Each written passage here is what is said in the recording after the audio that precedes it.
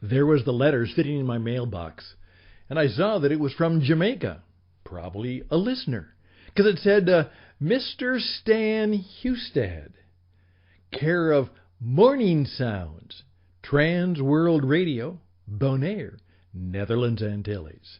Well, I was the host for a well-known program literally going throughout the Caribbean and, indeed, much of the world, simply called Morning Sounds. Opened the letter, and the gentleman said, like your program, Stan. Like it a lot, even like some of the music. But tell me something. Do you guys ever talk about anything but God? What an interesting question. Well, of course we do. But could that tell us something about how we need to present ourselves and our lives, and perhaps how we should do radio on the air as a Christian? Really challenge me. And I'd like to tell you a little bit more about that. And then I'd like to talk about something besides God. And that is the upcoming Super Bowl and all of those famous what are the best Super Bowl ads of all time. That's coming up. This is, by the way, the Jesus Entrepreneur, the Christian Entrepreneur Network. My name is Stan Hustad, and the program for this Super Bowl weekend starts right now.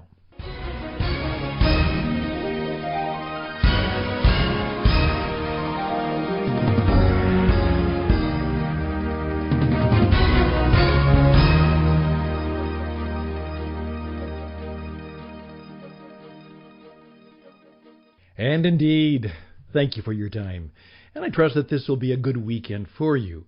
Hopefully, you'll catch up a little bit on your work, maybe some rest, reflection, and some worship.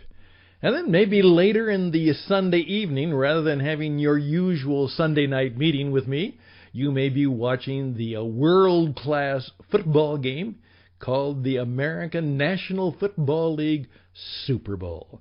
And obviously, there will be about 130 to 150 million people all around the world who will be joining you in just that. Well, you know, that letter from long, long ago had challenged me. Now, actually, I thought I was pretty good about that because, let's face it, usually when you tune in to a radio station that technically is about the faith, the Christian faith, it's almost what is kind of said to be a lot of God talk, spiritual talk. At least that's kind of the slang that is used. And it primarily is about those things of the Spirit, about Bible, about faith, about how we should live. But there was that great question. Stan, don't you ever talk about anything else? Well, of course I do. I talk about sports, I talk about politics, I talk a lot about history. I've got a whole bunch of interests that I talk about all the time. Obviously, I talk about my faith. Obviously, I try and bring it up from time to time in conversations. People certainly know where I stand on most things, if they care.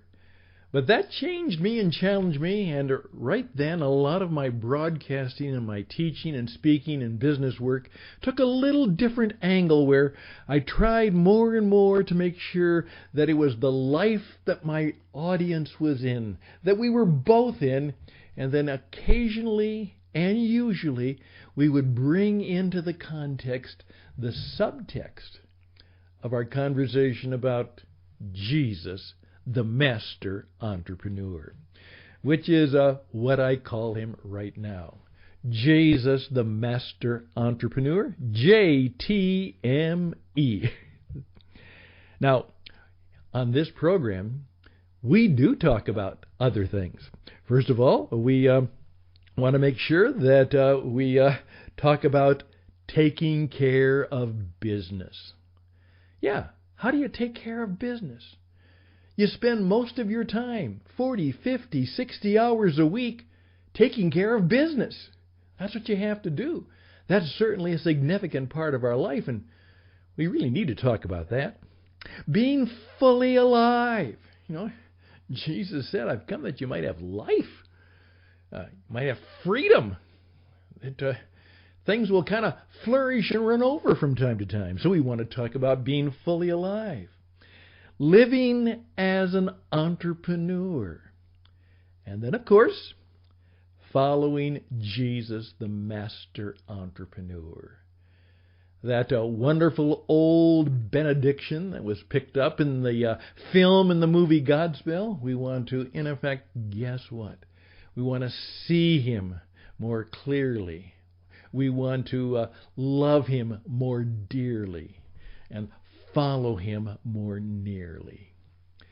But in the meantime, too, we will talk about you and your life and your business and how all of those things can come together, because there is no sacred stuff and then secular stuff. It is about life together. Just as Jesus was a man and Jesus was God. Together He was. And that's vital to know. And in some ways, He tells you and I, you can be a lot like me. In fact, that's the goal. Follow me. And you're made in God's image, but now try to be like me. So that you're not only created, you are like me. So that's a little bit of the background of where I'd like to go. But it's fun. Because, and that's why, when I talked about the Super Bowl commercial, that is, as Jesus said, we pointed this out, hey, the ways of the world, you got to understand them, you got to function in them, you got to know how to do it. He said, you got to be wise and streetwise, and you've got to be sophisticated enough that you can handle yourself as I handled myself.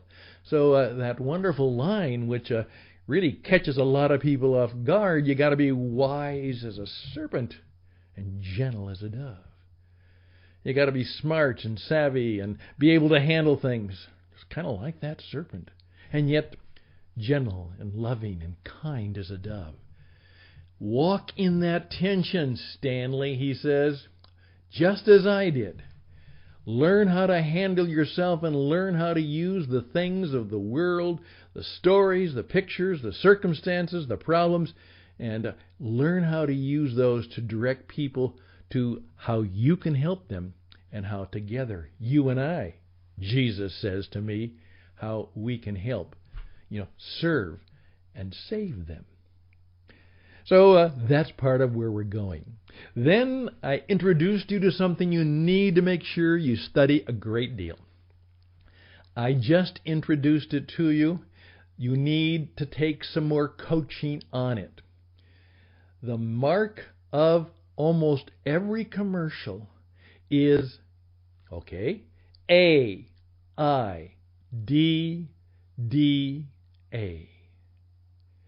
In some way, you're trying to put together something that will touch people in such a way, and you're seeking to get their attention, keep them interested, desire something they'd like, help them understand what the decision is, the deal is that they have to make, and then, of course, perhaps direct them and guide them to something they should do. And as we're going to find out, it may be as simple as, you know what? It's time to go have a Coke. There you go. Attention, interest, desire, decision, action. Next speech you give, think about that. Next a sales presentation you give, think about that. Whenever you're trying to persuade somebody of your idea, your course of action, or something you think they should believe and do, attention, interest, desire, decision, the deal that has to be made, and to carry it out, the action and the achievement that you will come up with. AIDDA. Well, you've got that in mind now, and there's more to it. You can reach out to me at radioedge77@gmail.com, radioedge77@gmail.com. And I would be more than happy to do some personal coaching with you and your colleagues and an entire business. Because learning how to do your 60-second Super Bowl commercial will be the best thing you can do for your business. Here's what it does. First of all, it means that instead of a boring strategic planning session, you are actually talking about how you want people to know you, how you want people to know what you do, how you want people to feel about you, what you want to offer people. In effect, that will be the way for you to describe where you want your business to be, who you want it to serve, what will be your message, what will be your offer, what will be the benefits. If you write a good Super Bowl commercial, you have made a strategic plan for the next year, because now you're going to try and carry out so that that commercial will be a reality not only in you, but in the people you're trying to reach, teach, and connect and make a deal with. Because that's what business is about. It's, I have this. It will help you. You have something I want. I believe it'll help me. Let's exchange. I get the goods, the services, the experience, and you are compensated in some way, most likely in money. That's business. That's how it's done. Now, with that in mind, let's have a little fun. I went back and read an article which came from an organization which I like to get because I'm a Renaissance interested person. It's a designer's magazine, of all things. I don't know anything about design except that I love good design. And my good friend Scott Frankel recommended that I get this. It's called Creative Block. CreativeBloq. And you can go to www.creativeblock.com and I sign up for one of their daily newsletters. And this is what hit today. Super Bowl ads 2019, the best Super Bowl commercials ever, and what creatives can learn from them. So the gentleman's name is Tom May. So let's take a quick break and come back. And let me tell you what he thought were the best Super Bowl ads ever. And then you tell me whether you agree with Mr. Tom. I'm Stan Houston. This is the Jesus Entrepreneur Experience. This is Radio What It Takes from the Christian Entrepreneur Network. Reach me at radioedge77@gmail.com, radioedge77@gmail.com, tcenglobal.org, tcenglobal.org. And if you'd like to help me out, here's a little bit of ad, tcenglobal.org/contribute now. We are a nonprofit, and we are here to serve you, and we would be grateful if you would help us out. There we go. Simple as that. We'll be back. Day by day, day by day. Oh, dear Lord, 3 things I pray. To see Thee more clearly, love Thee more dearly, follow Thee more nearly, day by day. Well, have you thought about it? Well, I'm just going to kind of run through these rather quickly, and then you can decide what you think about that. All right? Super Bowl ads, the best Super Bowl commercials ever. And what do you have in mind? Well, first of all, he said number 1 is, hey kid, catch Coca-Cola. It was the Super Bowl. It was an award-winning Super Bowl during the 1979 showdown between the Los Angeles Rams and the Pittsburgh Steelers. And it appears in countless great ads, and for good reason. The setup is simple. Classic advertising effortlessly tugging on the audience's heartstrings. A 9-year-old boy approaches the notoriously surly Steelers defensive tackle, Mean Joe Green, after a game as he limps back to his dressing room.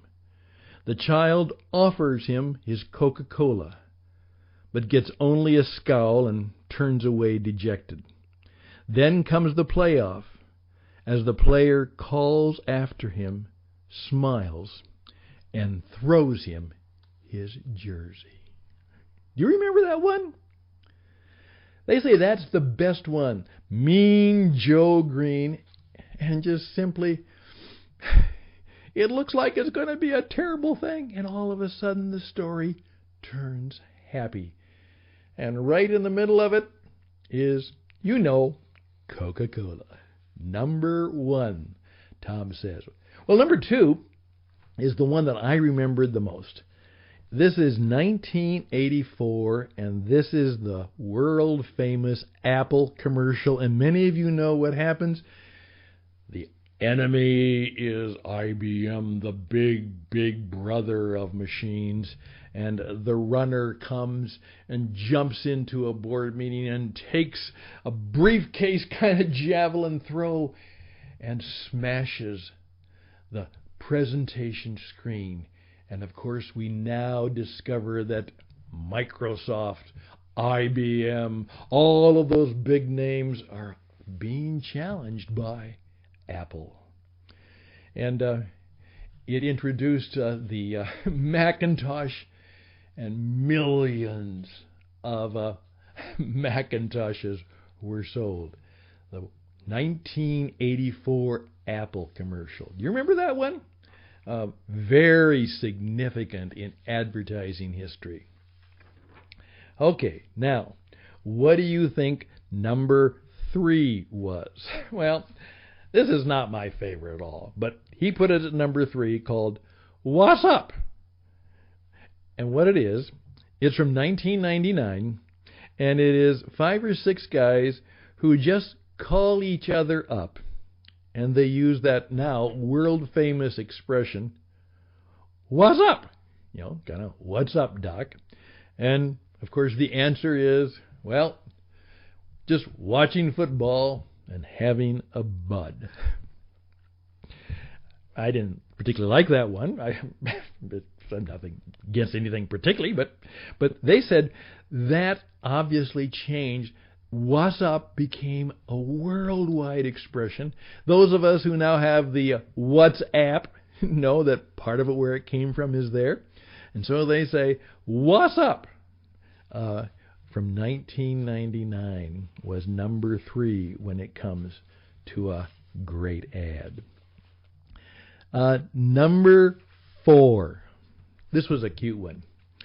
Maybe we don't remember it quite as well because that happened before we were overwhelmed with so much Star Wars thing.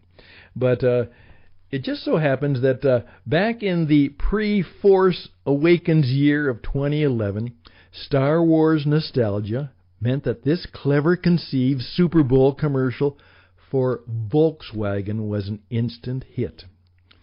During the commercial, the ad shows a young boy dressed in a Darth Vader costume trying to control items around the house, as Darth could do, including the washing machine, the clothes dryer, using the Force.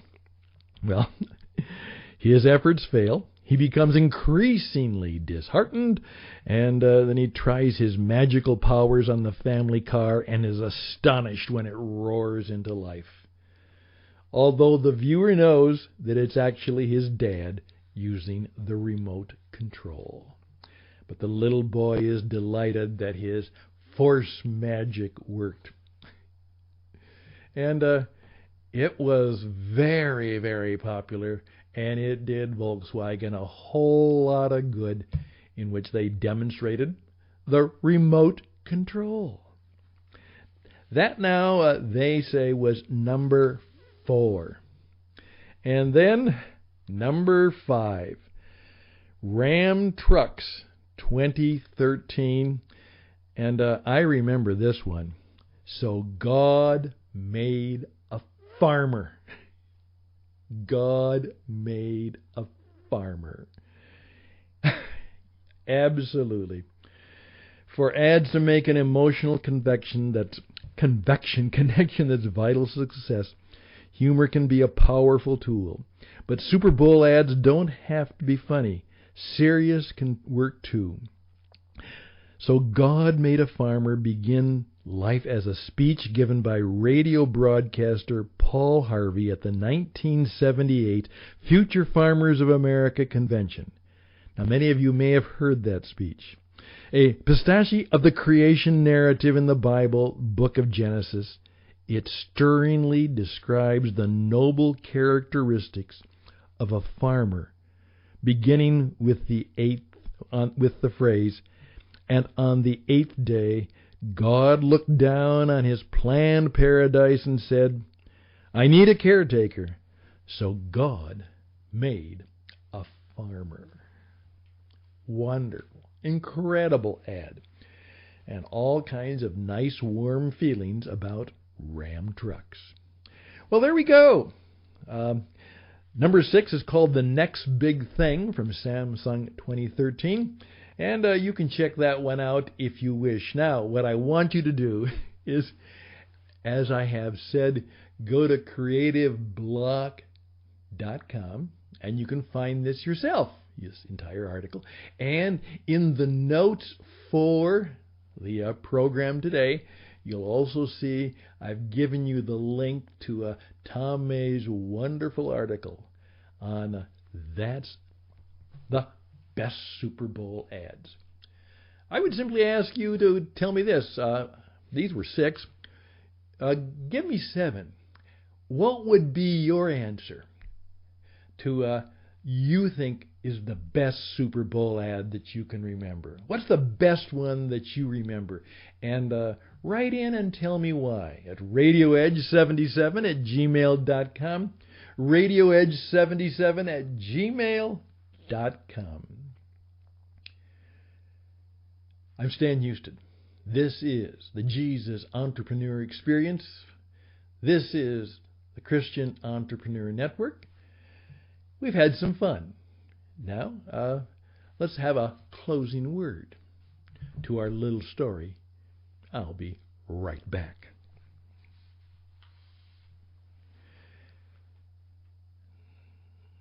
It will be interesting for me to say to you, and as you read the article, what would you, as a creative salesman, creative marketer, a creative entrepreneur, what can you learn from all of these very popular messages and lessons? And do you begin to see how the attention and the interest and the desire and the decision action kind of flows out? What they're trying to do is very much get people to desire a change. And if you noticed, here's lesson 3. All of these are not features and benefits and sales presentations. They are all stories. One of the lessons we teach you here at the Christian Entrepreneur Network as you're doing life and business is a paraphrase of a famous quote that I use a lot. Fortunately or unfortunately, in some ways, it's become part of who I am, but I admit, as much as I love it, I borrowed it from a woman named Rebecca Pippert, who was very good at teaching people how they could introduce people to Jesus. And she said something like this: the master teacher came into the world and he told stories and asked questions. So what do? We preach sermons and give answers. And that changed me profoundly. I found out that's a lot of what I was doing. I was telling people things. I was, in effect, preaching at them, not preaching to them, and not speaking with them, and not telling stories with them. And I needed to ask more questions and lay off the answers. And I discovered that, in effect, a truth told is good but seldom heard. A truth revealed has greater yield. A truth discovered through a good story is best of all, and a truth imposed is, of course, no truth at all. And how many salespeople, how many evangelists, how many of us as parents, we try and impose a truth. And an imposed truth is no truth at all. And what we're trying to do is help people, as Jesus did, to discover the truth for themselves. Please let that sit on your head for a while. And you see, that's the lesson. Your Super Bowl commercial, figure out the power behind the 60-second message. Attention, interest, desire, decision, action is kind of a formula to help you create a story. An STH story. A story that touches the heart. A story that makes people smile. All good marketing makes people smile.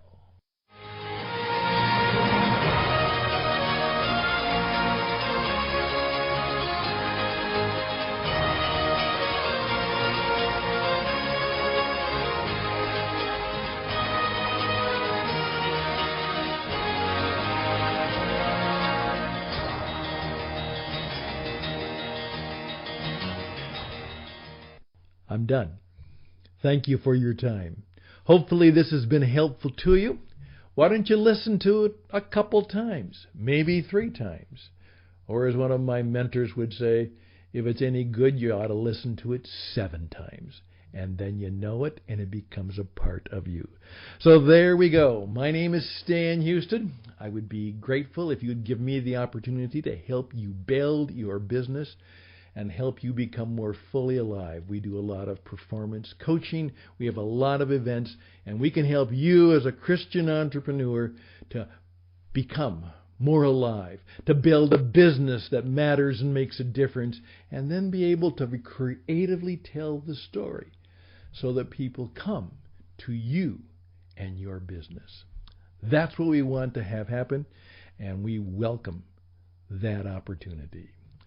Once again, this is the Christian Entrepreneur Network. This is the Jesus Entrepreneur Experience. Please listen to us every time we're on, and then check us out and become a part of the network of people who want to change their world, maybe change the world, make a business that is really something that matters, and it literally changes things for you, your family, your community, the common good, the place you worship, and perhaps even for the glory of God. Have a good weekend. Best and blessings, and bye for now.